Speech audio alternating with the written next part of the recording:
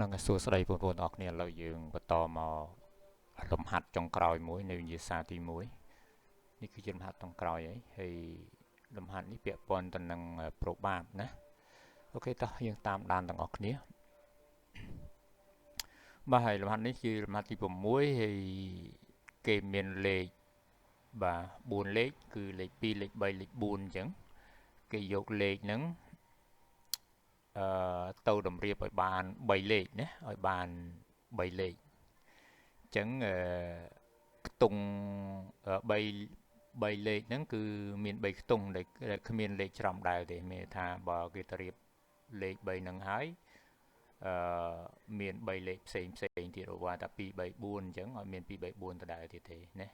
អញ្ចឹងយើងមើលទៅទៀតតើគេចង់បានអីកគេសួរថាតើគេតម្រៀបបានប៉ុន្មានករណីខរោគប្របាបដែលជាភុគុណនៃ5អញ្ចឹងយើងមកមើលប្រធានទាំងអស់គ្នាប្រធានគេដាក់ថាគេមានលេខ2 3 4 5ហើយគេយកលេខទាំងនេះទៅតម្រៀបឲ្យបានលេខ3ខ្ទង់ដែលគ្មានលេខច្រំដែលណាតើគេតម្រៀបបានប៉ុន្មានករណីហើយប្របាបដែលបានដែលមានភុគុណនៃ5ហ្នឹងស្មើប្រមាណណា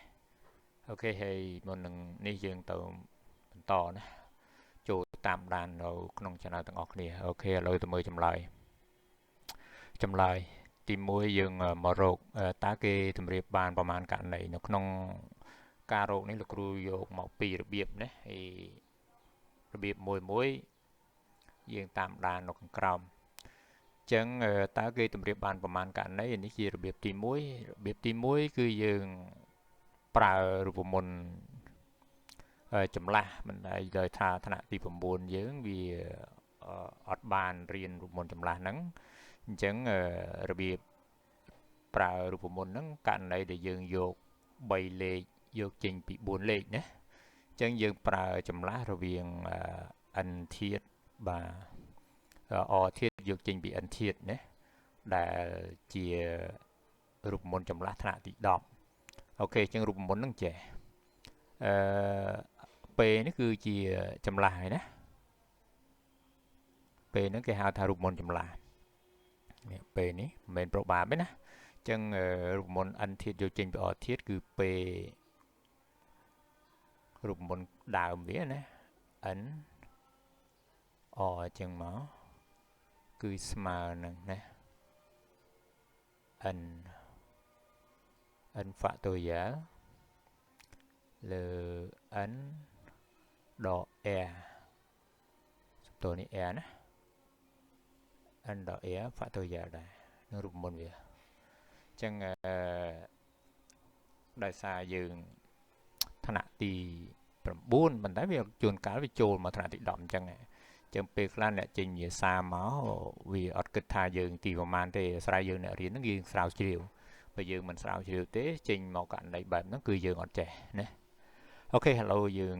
បន្តមកអញ្ចឹងn factorial ហ្នឹងគឺស្មើមិនណាគឺស្មើនឹង n បាទ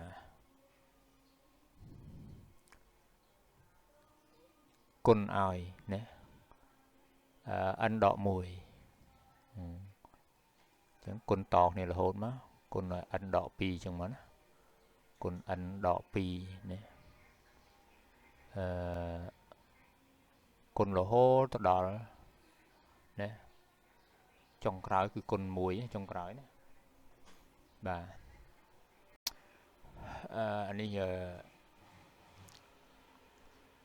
ជារូបមន្តណាអញ្ចឹងអានេះដូចគ្នា n ដក r អញ្ចឹងយក n អមមកថា n ស្មើប្រមាណយើងយកមកឧទាហរណ៍ជាលេខនេះខាងក្រោមអញ្ចឹងឧទាហរណ៍ថាយើងមាន p4 ណាឧទាហរណ៍ណា p4 3ណា4ហើយ3បាទមានន័យថា4ធាតុ3ធាតុយកចេញពី4ធាតុណាគឺស្មើនឹង4បាទគុណឲ្យ3អញ្ចឹងគុណថយរហូតគុណឲ្យ2រួចហើយគុណទៅដល់1ណាចុងក្រោយ1ហើយខាងក្រោមនេះរូបមន្តគេគឺ n ដក r ហើយ factorial n ដក r ដែល n យើង4ដក3សល់1ណាអញ្ចឹង4ដក3នេះ ហើយហ្វាក់តូយ៉ាចឹងគឺស្មើនឹង1ហ្នឹងហ្វាក់តូយ៉ាហ្នឹងគឺស្មើ1 4 13ស្មើ1ចឹង1ហ្វាក់តូយ៉ាស្មើ1អញ្ចឹងចម្លើយវាឃើញ4គុណ3គុណ2គឺស្មើ24នេះណា24ចឹងនៅក្នុងនេះដោយសារយើងមិនបាននេះលោកគ្រូមកយល់បញ្យល់រូបមន្តខាងក្រោមនេះអញ្ចឹងការតម្រៀប3លេខយកចេញពី4លេខណា3យកចេញពី4ណាអញ្ចឹងគឺស្មើនឹង4គុណ3គុណ2នេះសញ្ញាគុណលុបចោល1ណាលុបចោល1 4គុណ3គុណ2គឺស្មើនឹង4 24ករណីអញ្ចឹងនេះគឺជាចម្លើយក្នុងរបៀបទី1របៀបទី2ណាយើងមើលទៅរបៀបទី2បាទរបៀបទី2គឺយើងយកបាទណែតើគេតម្រៀបបានប្រមាណករណីហើយយើងក្នុងករណីនេះដោយសារយើងយក3លេខមកតម្រៀបណាមកតម្រៀបគ្នាឬក៏មកចម្លាស់គ្នានៅក្នុងករណីដែលយើងគេឲ្យយើង4លេខអញ្ចឹងឧទាហរណ៍ថាខ្ញុំយកលេខបាទនេះលេខ5នេះជាខ្ទង់រាយណាអញ្ចឹងយើងរៀបមិនកាលណាយើងយកលេខ5ជាខ្ទង់រាយនេះរាយ10 100ណាអញ្ចឹងវាដោយសារយើងទៅរៀបតែ3លេខអញ្ចឹងវាមានរាយ10 100អញ្ចឹងលេខយើងវាមាន4លេខអញ្ចឹងសួរថាមានប្រមាណករណីលេខ5មួយករណីអញ្ចឹងនៅសល់3លេខទៀត3លេខហ្នឹងគឺ2 3ណា2 3ណា4អញ្ចឹងសល់2 3 4ហ្នឹងយកមកទៅរៀបនេះឆ្លាស់គ្នានេះអញ្ចឹងវាមាន3ករណីទៀតដោយសារ5មួយករណីវាឡើង4ករណីក្នុងករណីយកលេខ5ជាខ្ទង់រាយគឺមាន4ករណីកើតឡើងណា4ករណីបន្តមកទៀតលេខ5យើងលេងយកណាដោយសារលេខ5យើងយកហើយករណីលេខ3ជាខ្ទង់10ម្ដងអញ្ចឹងយកលេខ3ដាក់ខ្ទង់10អញ្ចឹងយើងទៅរៀបបញ្ជាណាអញ្ចឹងលេខ5យើងមានហើយលេខ3យើងមានអញ្ចឹងរាយ10យើងមានណាអញ្ចឹងយើងសល់2លេខទៀត2លេខគឺលេខ2និងលេខ4អញ្ចឹងមានប្រមាណករណីវាមាន3ករណីណាព្រោះលេខ3ខ្លួនវានេះមួយករណីនៅសល់3លេខសល់3លេខគឺ3ករណីណាព្រោះលេខ3លេខ4លេខ2អញ្ចឹងបន្ទាប់មកយើងយកលេខ2ជាខ្ទង់រាយបើលេខ2ខ្ទង់រាយវានៅសល់2លេខអញ្ចឹងយកលេខ2មកដាក់មកយើងឃើញថានៅសល់លេខ4មួយអញ្ចឹងលេខ2ខ្លួនឯងមួយខ្ទង់មានថាមួយករណីហើយនៅសល់លេខ4មួយករណីព្រោះលេខ4លេខ2នេះវាអាចនៅឈរទៅនឹងបានណាហើយមិនសម្គាល់ថាធ្វើដូចលោកគ្រូនឹងទេណាបងប្អូនអាចយកលេខប្រមាណមកដាក់ខ្ទង់រាយខ្ទង់10ដូចគ្នាណាហើយករណីវាកើតឡើងគឺដូចគ្នាទាំងអស់អូខេអញ្ចឹងយើងបន្តមកទៀតយើងបានលេខ2ជាខ្ទង់100ណាមានខ្ទង់សំទោសពីមុនយើងយកលេខ5ជាខ្ទង់100បន្តមកលេខ3ជាខ្ទង់10ណាហើយក្នុងករណីលេខ2ជាខ្ទង់រាយណារាយ10 100អញ្ចឹងណាអមថារាយ10 100អញ្ចឹងទៅណាអញ្ចឹងក្នុងករណីដែលយើងយកមកដាក់អញ្ចឹងយើងឃើញថានៅសល់ប្រមាណសល់2ករណីមែនទេសល់2ករណីក្នុងករណីលេខ5ជាខ្ទង់100ណា100គឺយើងអាចដាក់នៅខាងមុខក៏បានដែរនេះពលលេខ5នៅនេះ100ណាប៉ុន្តែជាទូទៅលេខយើងរាប់រាយ10 100រាប់មកក្រោយណារាប់មកក្រោយមិនរាប់រាយ10រាយទេណាអត់ទេណាអូខេអញ្ចឹងក្នុងនេះឃើញយើងមាន2ករណីកើតឡើងណាចឹងអ្នកទាំងអស់គ្នាបើមិនយល់ទេយើងតាមដានមកម្ដងមួយពីខាងលើហើយចាំលោកគ្រូនិយាយសារដើមណាអូខេអញ្ចឹងយើងឃើញថានៅសល់2ករណីដើម្បីរកករណីដែលអាចកើតមានឡើងយើងយកករណីទាំងអស់ហ្នឹងមកគុណចូលគ្នាណាគុណចូលគ្នាអញ្ចឹងករណីដែលអាចមានគឺស្មើនឹង4គុណ3គុណ2ណាគឺស្មើ24ករណីដូចគ្នាអញ្ចឹងនេះគឺជារបៀបរកការតម្រៀបណាការតម្រៀបលេខ3លេខយកចេញពី4លេខអញ្ចឹងសង្ឃឹមថាអ្នកទាំងអស់គ្នាយល់ហើយបើមិនយល់យើងតាមដានហើយចូលមកមើលសារដើមណាអូខេលំហាត់ទី2ណាលំហាត់ទី2គេឲ្យយើងខហ្នឹងគេឲ្យយើងរកប្រូបាបអញ្ចឹងលោកគ្រូតាំងហើយរកពេលព្រីមជាប្រូបាបដែលជាភូគុណនៃ5យើងដឹងតែភូគុណនៃ5គឺជាលេខទាំងឡាយណាដែលមាន0និងលេខ5នៅខាងចុងណានៅខាងចុងបញ្ចប់អញ្ចឹងយើងមើលលេខដែលជាភូគុណនៃ5បានលុះត្រាតែលេខហ្នឹងបញ្ចប់ដោយលេខ0និងឬក៏លេខ5ណា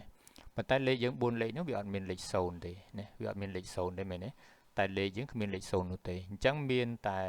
លេខ5មួយគត់នៅខាងចុងអញ្ចឹងមានប្រមាណករណីអញ្ចឹងលេខ5នៅខាងចុងវាមានមួយករណីចេញហើយអញ្ចឹងនៅសល់3លេខទៀតដែលយើងត្រូវយកវាមកចម្លាស់វាណាអញ្ចឹងយើងយកលេខ5បាទជាខ្ទង់រាយណាជាខ្ទង់រាយហ្នឹងទៅអញ្ចឹងយើងមើលបើក៏ពិតលេខ5ជាខ្ទង់100កន្លែងណាលេខ5ជាខ្ទង់100ចឹងកន្លែងលុបចោលហើយនេះខ្ទង់100ណាអញ្ចឹងយើងឃើញថាបើយកលេខ5នៅខាងចុងអញ្ចឹងនោះយើងឃើញថាវានៅសល់ប្រហែលសល់3លេខសល់3លេខតើ3លេខហ្នឹងមានប្រមាណករណីព្រោះដែលយើងចង់រកប្របបានលុះត្រាតែយើងដឹងថា3លេខហ្នឹងវាមានប្រមាណករណីណាអញ្ចឹងយើងឃើញសល់3លេខមែនទេហើយនៅសល់2 3 4ត្រូវរៀបគេបានអញ្ចឹងយើងយក3លេខមកចម្លាស់មកយើងឃើញថាដោយសារយើងនៅសល់2លេខទៀតណា2លេខទៀតដែលយើងត្រូវយកមកតម្រៀបវាព្រោះលេខយើងវាមាន4នោះអញ្ចឹងយើងយកលេខ5ចេញមួយហើយដោយសារលេខ5នៅខាងចុងអញ្ចឹងនោះយើងឃើញថានៅសល់3លេខដែលយើងត្រូវយកមកតម្រៀបតើ3លេខមានប្រមាណករណីអញ្ចឹងក្នុងករណីនេះដោយសារគេជ្រើសរើសយកតែ3ករណីអញ្ចឹងយកលេខ5មួយសល់2ករណីអញ្ចឹងយើងយក2ករណីនេះដែលត្រូវជ្រើសរើសចេញពី3លេខវិញណាអញ្ចឹងយើងឃើញថាមានប្រមាណ6ករណីមែនទេអញ្ចឹងនេះហើយគឺជាករណីដែលយើងយកមកតម្រៀបអញ្ចឹងយើងទៅរកប្របាវាមកអញ្ចឹងប្របា P' គឺមាន6លើ24ណាគឺករណីអាចលើករណីស្របលើករណីអាចណាករណីស្របវាគឺ6នេះករណីអាច24ហ្នឹងគឺដែលយើងតម្រៀប3លេខចេញពី4លេខមិញហ្នឹងឯងណាអញ្ចឹងដូច្នេះយើងអាចបញ្ជាក់គេប្រាប់បានថាប្របាបតែជាភុគុណនៃ5គឺស្មើនឹង1លើ4ណា